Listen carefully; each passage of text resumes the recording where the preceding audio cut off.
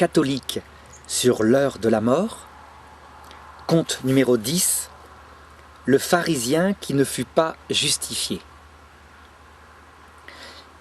Et ce conte s'appuie sur cette parole de l'Écriture, quand Jésus raconte l'histoire suivante. 2 hommes montèrent au temple pour prier. L'un était pharisien et l'autre publicain. Le pharisien, debout, priait ainsi en lui-même. « Mon Dieu, je te rends grâce de ce que je ne suis pas comme le reste des hommes qui sont rapaces, injustes, adultères, ou bien encore comme ce publicain. Je jeûne 2 fois par semaine. Je donne la dîme de tout ce que j'acquiers. » Le publicain, qui était collecteur d'impôts pour les Romains, se tenait à distance, n'osait même pas lever les yeux au ciel, mais il se frappait la poitrine en disant « Mon Dieu, aie pitié du pécheur que je suis. » « Eh bien, je vous le dis, ajoutait Jésus, ce dernier descendit chez lui justifié et l'autre non. Car tout homme qui s'élève sera abaissé, mais celui qui s'abaisse sera élevé. » Note préliminaire à ce conte, je dois ajouter que Jeanne, qui intervient, n'est pas une personne réelle, ce sont des contes imaginaires. Parce que on m'a déjà plusieurs fois posé la question pour savoir qui elle était. Et reconstitution imaginaire à partir de la théologie catholique et qui permettent de mettre en scène de manière concrète presque toutes les situations qui peuvent arriver à l'heure de la mort, selon la théologie la plus fidèle à la foi catholique. « Monsieur, je suis allé en enfer, je l'ai vu et j'ai été surprise. » C'est ainsi que commençait la lettre de Jeanne. Elle m'était adressée et était ainsi libellée. « À monsieur le professeur de théologie catholique », le titre était flatteur. Et la lettre continuait ainsi. « J'y ai rencontré un pharisien. Voulez-vous connaître son histoire ? Téléphonez-moi. » Je vérifiai son adresse au dos de la lettre. C'était un Tèbres belge et la Wallonie est petite. Je pris donc rendez-vous et me rendis auprès d'elle. Jeanne avait 87 ans. Elle demeurait depuis toujours dans cette pointe de Givet qui fait saillie entre la France et la Belgique. Je m'attendais à trouver une paysanne ridée. Et je trouvais une femme vaillante, toute vive et pomponnée. Elle était petite de taille mais extrêmement énergique. Et ce qui apparaissait immédiatement, c'était son sens de la provocation taquine. Elle n'avait, me semblait-il, peur de personne. Je demandai donc à Jeanne de me raconter son histoire, et elle ne se fit pas prier. « Vous m'avez cru, et vous avez eu raison, j'ai vraiment vu l'enfer, mais c'est tellement différent de ce que je croyais. »« Racontez-moi, lui ai-je dit, c'est intéressant quoi qu'il en soit, et je vous dirai si c'est conforme à la foi catholique. » J'y suis allé par 2 fois. C'est mon ange qui m'a conduit. Il m'a emporté dans le futur, notre monde n'existait plus, et la résurrection avait eu lieu. J'ai eu l'impression qu'il m'emmenait loin, à travers un monde immense, et beaucoup plus lumineux que le nôtre. Partout il y avait des étincelles, et je voyais des milliers de saints qui circulaient ici ou là. C'était eux les étincelles. Ils étaient 2 par 2 ou en groupe. Ils traversaient l'univers à vitesse, la vitesse même de leurs pensées. Ils laissaient derrière eux un sillon de lumière et de joie. Mais mon ange ne voulait pas que je m'attarde à contempler ce spectacle. Il m'a emmené plus loin, vers une galaxie gigantesque. « Je dois vous faire rencontrer un damné, m'a dit cet ange.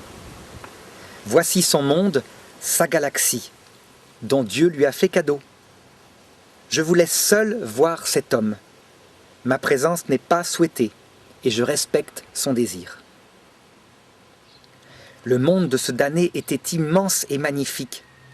Je devinais l'existence de millions d'étoiles, toutes plus belles et entourées de planètes. Mon ange m'a conduit vers une planète isolée, stérile et rouge. Et lui, je l'ai trouvé dans une caverne au pied d'une montagne. Assis, me tournant le dos, il était vêtu comme un prêtre. Je me suis approché tout doucement, j'étais intimidé. Bonjour, lui ai-je dit. Il se retourna vers moi, je le regardais dans les yeux. C'était assez surprenant, j'y voyais de la dureté obstinée mais calme. Vous venez pour savoir qui je suis. Je le sais, Dieu m'en a informé. Dieu, ai-je dit, je pensais que vous étiez damné. Vous fréquentez tout de même Dieu? Je lui parlais ainsi pour le provoquer dès le départ. Je voulais voir ce qu'il avait dans le ventre. Et je n'ai pas été déçu. Il se montra tout de suite agacé. Dieu est partout, il a tout créé, on ne peut pas le fuir. Comment se fait-il que vous habitiez dans cette caverne comme une araignée?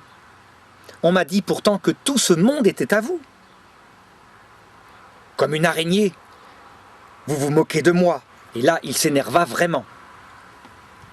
Écoutez, je vois ce que je vois. Vous avez des soleils, des planètes, des jardins.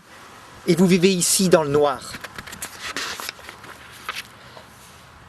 C'est la seule façon d'être tranquille, me répondit-il.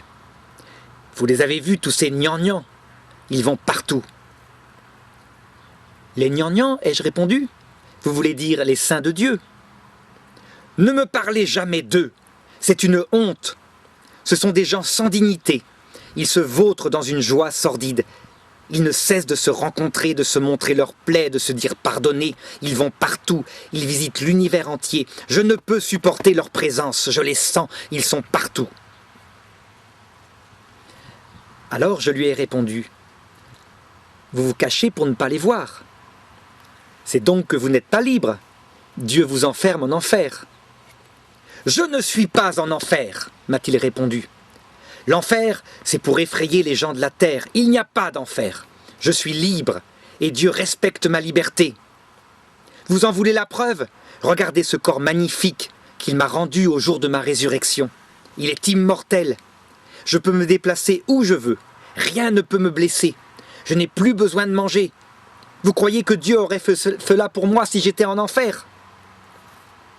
Bon, d'accord, ai-je ajouté en baissant le ton. Mais vous n'êtes pas vraiment épanoui, me semble-t-il. Partez, je ne veux plus vous voir. Vous êtes venu pour me tourmenter. Dites à Dieu que je n'ai plus besoin de personne. Je suis très bien tout seul. Et je me suis réveillé. J'étais dans mon lit, ce n'était qu'un rêve. Enfin, du moins, ce n'était pas un rêve. C'était réel. J'ai beaucoup réfléchi à cette expérience. Je me suis dit que, si mon ange venait me rechercher, il faudrait la prochaine fois que je me montre plus respectueuse envers ce damné. Inutile de l'énerver, vous savez, j'ai un tempérament un petit peu provocateur. Et moi, comme théologien, je lui ai demandé, « Vous n'avez pas eu peur ?» J'ai en mémoire la vision de son corps, il est lumineux. C'est un corps magnifique et pitoyable. Magnifique car il respire la puissance et l'immortalité. Pitoyable parce qu'on peut voir son âme sans barrière. Et c'est un homme dur, obstiné, mais profondément malheureux en fait. Et vous y êtes retourné? Ai-je demandé. 2 mois plus tard, m'a-t-elle répondu. Mon ange est revenu et j'ai accompli le même voyage. J'ai vu le lieu de l'enfer et du paradis, que le lieu de l'enfer et du paradis était le même univers. J'ai retrouvé mon damné. Il n'avait pas bougé et il m'a dit « Le plus simple est que nous allions droit au but. Vous voulez savoir qui j'étais et pourquoi j'ai opté pour ma liberté ?» Je me suis abstenu de l'interrompre. « Je suis, m'a-t-il dit, en se gonflant quelque peu, un des meilleurs théologiens juifs de mon époque. J'ai été circoncis dès le 8e jour. Je suis de la race d'Israël, de la tribu de Benjamin. Je suis hébreu, fils d'hébreu. Quant à la loi, je suis pharisien. Quant à la justice, je fus un homme irréprochable. » Je n'ai pas pu m'empêcher de l'interrompre. « Vous êtes comme saint Paul en quelque sorte. » Et je me suis mordu la lèvre. Et puis je me suis lancé. « Écoutez, si vous devez me chasser à chaque fois que j'ouvre la bouche, autant le faire tout de suite. Mais soyons lucides. Si Dieu m'a choisi pour vous interviewer, c'est qu'il doit avoir ses raisons. Sinon, il aurait pris une personne moins bavarde que moi. À vous de faire un effort. Ça va, m'a répondu le damné. On fera avec vous. De toute façon, je n'ai pas le choix. Je vous demande une seule chose. Ne me parlez jamais, jamais, jamais de la reine. C'est tout. Promis, ai-je aussitôt répondu, trop contente d'avoir détourné son attention de ma remarque sur saint Paul. J'avais bien compris que la reine, ça ne pouvait être que la Vierge Marie. C'est le b.a.-ba du catéchisme. Je me suis dit que lorsque j'aurais fini l'entretien, j'essaierais tout de même de placer une petite question indirecte sur la Vierge Marie. Ce serait intéressant de voir sa réaction. Si j'ai accepté de vous parler, m'a donc dit ce damné, c'est pour que l'on connaisse la raison de mon choix. La terre doit savoir que nous sommes qui nous sommes et sortir de sa vision puérile sur notre choix. Moi, j'ai toujours servi Dieu. Il nous avait donné une loi par l'intermédiaire de Moïse, alors je l'ai suivie à la lettre. J'ai passé ma vie à me conformer au moindre détail des 600 prescriptions. Et j'y suis arrivé. J'aime cet ordre de la loi. Chaque chose y est réglée dans le moindre détail. Mais attention, ne me prenez pas pour un rigoriste stupide. J'ai au contraire été un excellent théologien. J'ai défendu le concept de la résurrection des morts, suivant en cela mes ancêtres de la famille Maccabée, qui étaient eux aussi des grands théologiens qui ont fait progresser la théologie juive. Et vous le voyez, ce n'était pas en vain. Je suis la preuve vivante que j'avais théologiquement raison. J'ai parlé et j'ai dit « Vous êtes donc un serviteur de Dieu ». « Vous le reconnaissez vous-même » m'a-t-il répondu. « Personne ne peut le nier. » Dans ce cas, pouvez-vous me dire pourquoi vous vous êtes révolté contre Dieu? Nous ne nous sommes pas révoltés contre Dieu. Personne ne peut se révolter contre Dieu. Ce n'est pas Dieu le problème, c'est son projet. Il a complètement perdu la tête. Il est entré en totale contradiction avec lui-même. N'est-ce pas lui qui nous a donné la loi de Moïse ? Oui, ai-je répondu. Alors la loi de Moïse était simple. Elle enseigne avec précision la nécessité de la vertu. Si une femme commet l'adultère, elle doit être mise à mort. C'est une question de dignité de l'humanité et de chemin vers la perfection. Et puis, tout d'un coup, Dieu s'est mis à enseigner l'inverse. C'est comme s'il s'était repenti de ses propres enseignements. Il y a eu ce Jésus qui est venu prêcher. « Ah, vous avez connu Jésus ?» ai-je demandé. « Vous voulez savoir ? J'ai même voté sa mort. J'étais là quand il retournait les paroles de Dieu à son profit. On lui avait amené une femme adultère. Il a joué sur la sensibilité du peuple. »« Ah oui, je me rappelle, » ai-je dit. Il a dit que celui qui n'a jamais péché lance la première pierre. Et vous n'avez pas lancé la première pierre. Pourtant, vous auriez pu. Vous venez de me dire que vous étiez fidèle à la loi de Moïse et que vous n'aviez jamais péché. Où voulez-vous en venir ? S'est-il énervé. Vous sous-entendez que j'ai commis l'adultère. Et que c'est pour cela que je n'ai pas lancé ma pierre. Je vous vois venir, je lis vos pensées. Ce n'est absolument pas le problème. Il fallait lancer les pierres, mais c'était impossible. Le peuple soutenait Jésus. C'est juste une question de justice, de droiture, d'honneur. Je sens, ai-je insisté, que vous changez de sujet. Vous n'avez pas lancé la première pierre.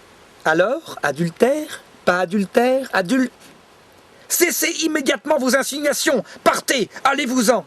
Ça va, j'ai répondu. J'arrête, je provoquais un petit peu.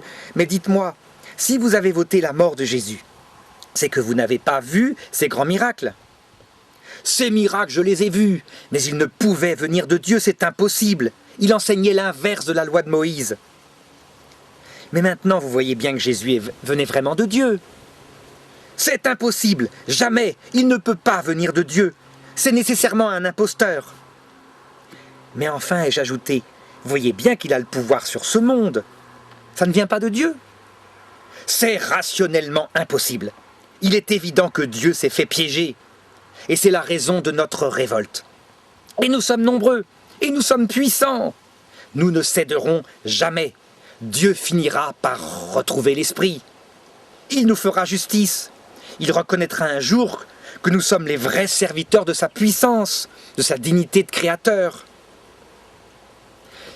Mais, ai-je insisté, vous avez tout de même vu Jésus dans sa gloire, à l'heure de votre mort. Vous l'avez vu, n'est-ce pas? Et à la fin du monde, vous l'avez vu revenir avec tous les saints, et avec la Vierge Marie. Ah, j'avais prononcé le mot Vierge Marie. Jamais, jamais je ne céderai, ce sont des menteurs. Non, il n'est pas de Dieu. Il est fou, il a donné la royauté sur le monde à la plus misérable des créatures. Partez, ne revenez jamais, je le savais, vous étiez venus pour me tourmenter. Et je me suis réveillé. J'étais dans ma chambre, j'en tremble encore. Cette colère, je devrais dire cette rage. Jamais je n'ai vu tant de haine et d'impuissance que lorsque j'ai prononcé le nom de la Vierge Marie. Mais il y avait aussi tant de détermination. Je comprenais bien que cet homme-là ne changerait jamais d'avis. J'étais là, j'écoutais Jeanne comme théologien et je lui ai donc posé la question suivante. Mais alors, cet homme, il n'est pas dans un four de feu. Pourtant, l'Écriture dit qu'on est jeté dans la géhenne de feu.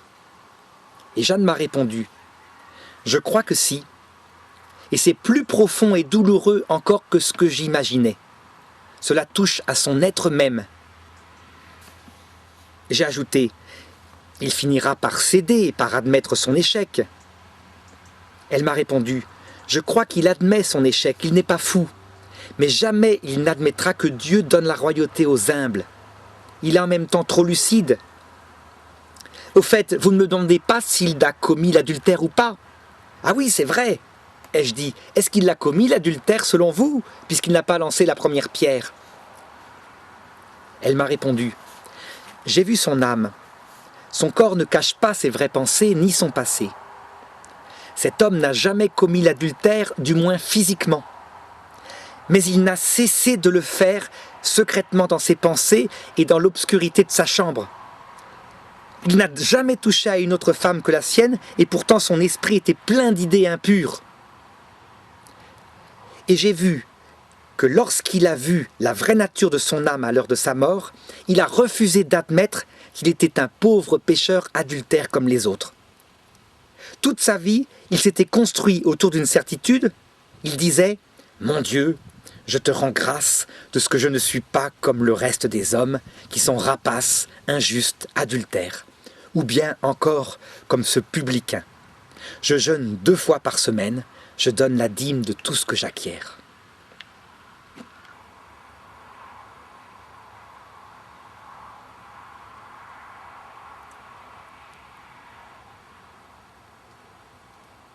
Les